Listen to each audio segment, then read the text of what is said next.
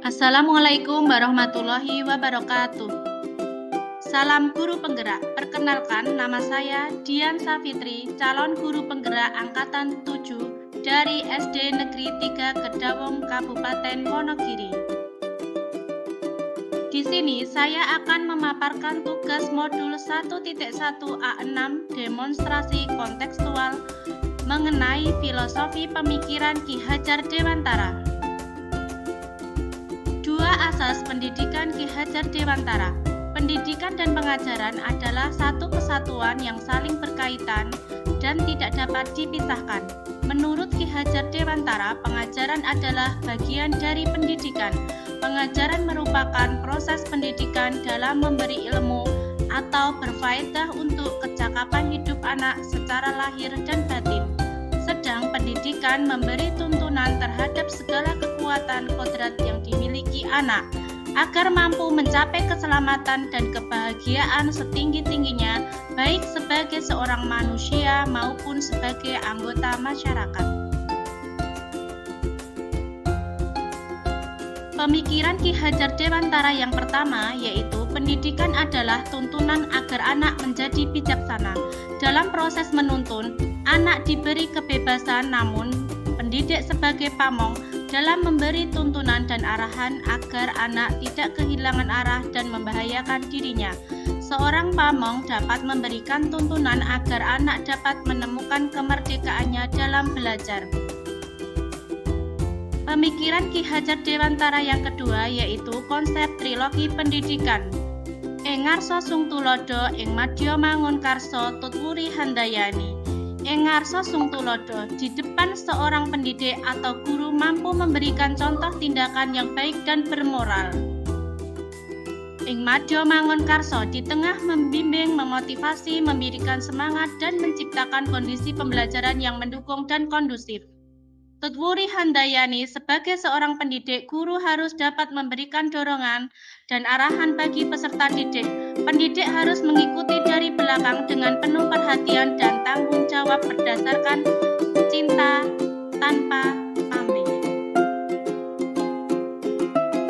Pemikiran Ki Hajar Dewantara yang ketiga, pendidikan didasarkan pada kodrat alam dan zaman.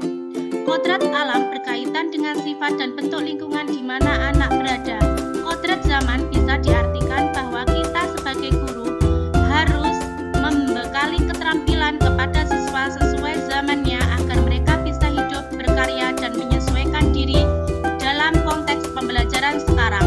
Kita harus membekali siswa dengan kecakapan abad 21 dalam pembelajaran di kelas. Hendaknya kita juga harus memperhatikan kodrat si anak yang masih suka bermain.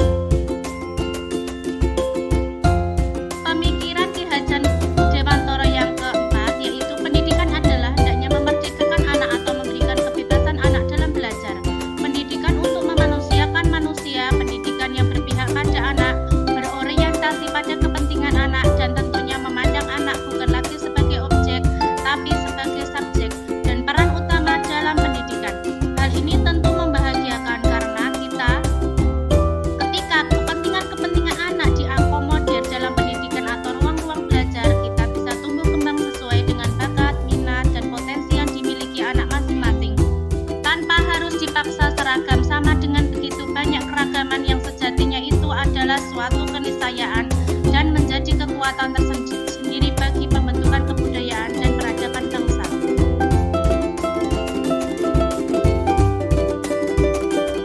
Pemikiran Ki Hajar Dewantara yang kelima yaitu pendidikan adalah persemaian benih-benih kebudayaan yang menghasilkan budi pekerti, olah cipta, olah rasa, dan olah karsa. Dua hal yang tidak terpisahkan antara kebudayaan dan pendidikan. Pendidikan adalah fondasi untuk menjemput kebudayaan yang kita cita-citakan. Inti dari filsafat Ki Hajar Dewantara adalah perubahan seperti kata surya yang selalu bergerak, tidak berhenti dari waktu ke waktu. Tidak statis, kebudayaan harus bergerak sesuai zaman dan kodrat alam. Jika kebudayaan dan pendidikan statis, akan terjadi sebuah kehancuran. Keberagaman kebudayaan dan pendidikan adalah penguatan identitas dari masing-masing budaya. Nilai-nilai kemanusiaan dan adalah sumber esensial dari kebudayaan. Relevansi pemikiran Ki Hajar Dewantara terhadap transformasi pendidikan. Implementasi pendidikan adalah tuntunan agar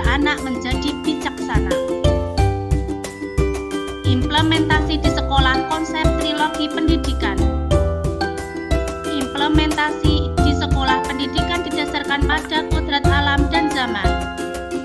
Implementasi di sekolah pendidikan adalah hendaknya memerdekakan anak atau memberikan kebebasan anak dalam belajar. Implementasi di sekolah pendidikan adalah persemaian benih-benih kebudayaan yang menghasilkan budi pekerti, olah cipta, olah rasa, dan karsa. Tantangan yang dihadapi dan solusi. Murid belum terbiasa dengan aktivitas pembelajaran konsep Merdeka Belajar. Solusinya membangun kesepakatan kelas. Kemampuan guru dalam merancang pembelajaran Merdeka Belajar, solusinya dapat bekerja sama dengan pihak lain atau masyarakat. Proses pembelajaran Merdeka Belajar akan kompleks dan memerlukan waktu yang lama sehingga capaian kurikulum tidak tercapai. Solusinya kolaborasi antara guru mata pelajaran. Demikian paparan mengenai demonstrasi konseptual mengenai pemikiran Ki Hajar Dewantara. Wassalamualaikum warahmatullahi wabarakatuh. CGP Angkatan 7 bergerak tergerak menggerakkan.